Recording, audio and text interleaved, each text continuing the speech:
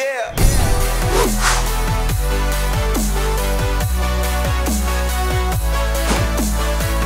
Welcome back to the Gridiron Expert. How do you follow up one of the greatest seasons in college football history? Ed Orgeron and LSU are going to try to figure that out as we take a look at the Tigers' 2020 schedule as our fourth ranked team in our way too early top 25. And the reigning national champions went 15-0, just about dominating every team that stood in their way. They will certainly go down as one of the best teams ever, highlighted by one of the best individual seasons ever in Joe Burrow, the Heisman Trophy winner and the future #1 NFL draft pick to the Cincinnati Bengals. But unfortunately for LSU, that historic team that we saw last year has all kind of fallen apart. They lose so many key pieces.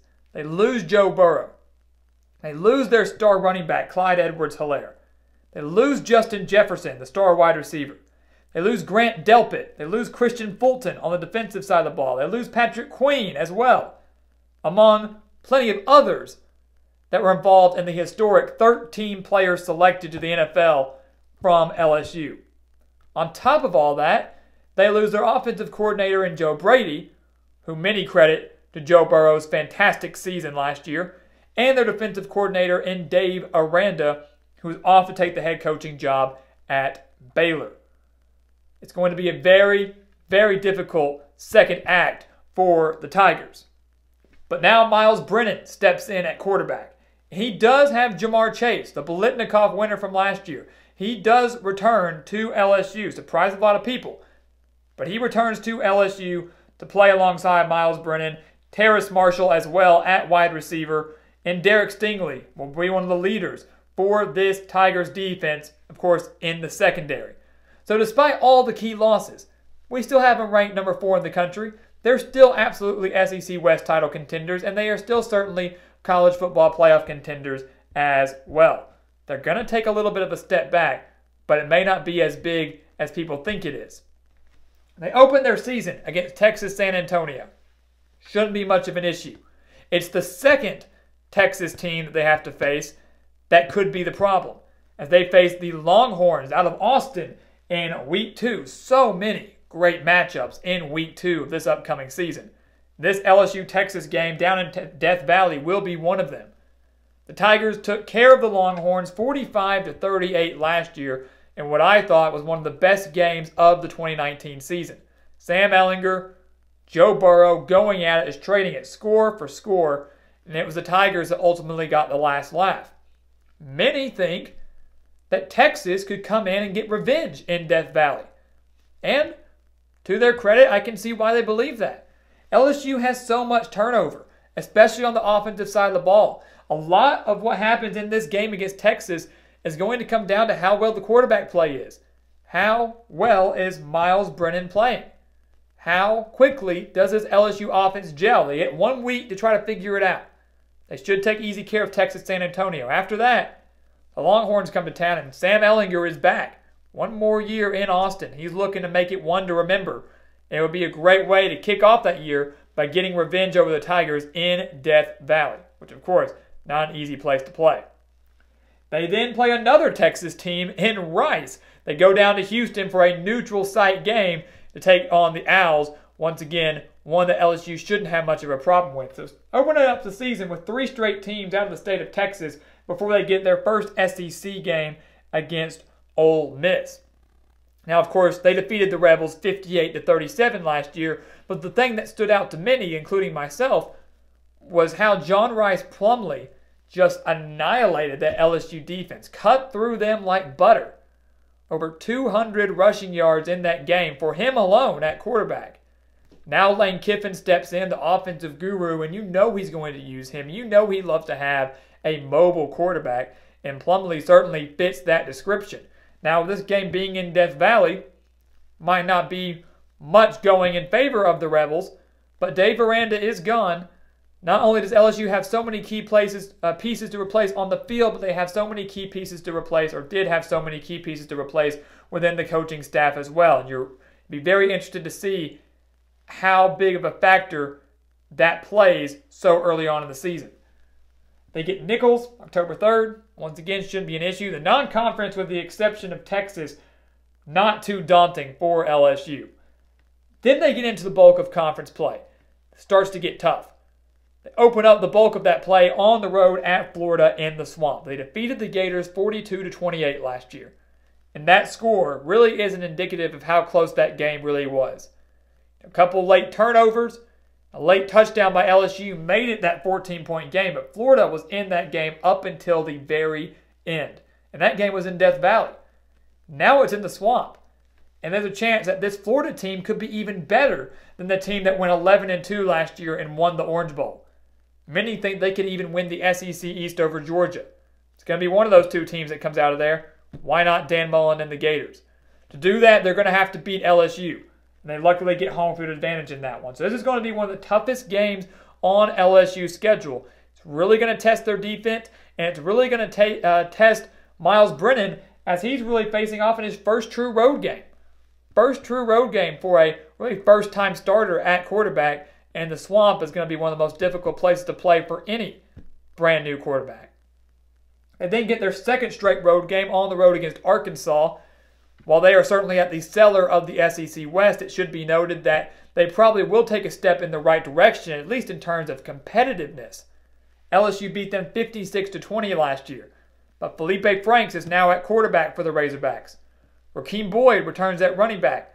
Arkansas is a very underrated core of wide receivers, and the defense is now going to be led by Barry Odom, the former Missouri head coach. So while the Razorbacks might not even go bowling, they might at least hang with LSU at least for a half. Might give them a little bit of a test after this game against Florida, where they could be very much worn down. They then get Mississippi State right before their bye week in Death Valley. They defeated the Bulldogs 36-13 in Starkville last year. And this game's just going to be fun to watch. Really, I should say, every Mississippi State game is going to be fun to watch just because of Mike Leach. It's the Mike Leach factor, the Mike Leach effect. Bringing that air raid offense into the SEC. It's going to be so interesting to see how they fare in year one. And they might not do too bad. Kylan Hill returns at running back. KJ Costello transfers from Stanford to become quarterback of the Bulldogs with Mike Leach. For the air raid offense to work, you've got to have a quarterback. He now has one. Death Valley, not the ideal place to try to test that. Not the ideal place to try to go in and get a win. But it will be an interesting one here, as this will be a somewhat difficult and very much tested 3-game stretch for LSU. They get their bye week on October 31st, and this is the key 4-game stretch for the Tigers. This is the key 4-game stretch that will really make or break their season and will really kind of show, all right, Ed Orgeron can still have his team up there towards the top of the SEC West standings and at this point still in contention to make the SEC championship game, or okay, LSU's still very tough, but they're probably just going to go to a decent bowl game this year. I don't see LSU winning less than 9 games. I can probably go out there and say that. While we're not making any predictions here, certainly don't see them winning less than 9. Should be 9 or more. But after this bye week, they take on Alabama. Last year, they snapped their 8-game losing streak to the Crimson Tide. And that was in Tuscaloosa. And that's when you knew LSU is probably going to go all the way. When you can go into Tuscaloosa and Bryant-Denny Stadium and win a shootout 46-41, that's impressive. And that takes guts to go in there and win that game. And they did just that. Now, coming off a bye week, they host the Crimson Tide in Death Valley. And by this point, November 7th, you know what to make of LSU. You know how good their offense is going to be. You know how good their defense is going to be. Nothing drastic is going to change in the week of rest to the week of Alabama. You're going to know. They're 8 games in by this point. So you're going to know kind of what to expect and how they look. Will Miles Brennan and this offense be up to the test? Will Alabama be up to the test? Of course they will be. Of course LSU will be. But how will they fare with a new quarterback in Mac Jones and a new slate of wide receivers going into what will probably be a night game in Death Valley? A lot of key factors going in here, and this very well could determine who wins the SEC West. Could be the SEC West championship game right here on November 7th. This 4-game stretch is the key. There are 4 elite teams in the SEC West. It's LSU, Alabama, Auburn, and Texas A&M. And in this 4-game stretch, LSU has to face their 3 biggest competitors. And 2 of them are coming on the road. After Alabama, they take on South Carolina. Team, once again, they'll be facing in Death Valley. If it was at Williams-Brice Stadium, I might say it could be a trap game. Not so much here. At Auburn, at Texas A&M. A brutal way to try to close out the 2020 campaign, especially if LSU is in the hunt for an SEC title and maybe a playoff berth. Because Auburn was one of the toughest tests for LSU last year. They held the Tigers to 23 points in Death Valley. No other team did that. And they only lost 23-20. Took them down to the wire. That was with a true freshman quarterback in Bo Nix. Now LSU travels to the Plains with what should be a better Bo Nix, a great core of wide receivers, a new offensive coordinator. Lots in favor here for Auburn. The FPI is actually giving the Tigers a 49.7% chance to win this game. The Auburn Tigers, a 49.7% chance to win this game. Meaning they view this as a 50-50 game. So certainly one LSU can't afford to overlook. And then on the road at Texas A&M in College Station, high expectations for the Aggies and Jimbo Fisher this year.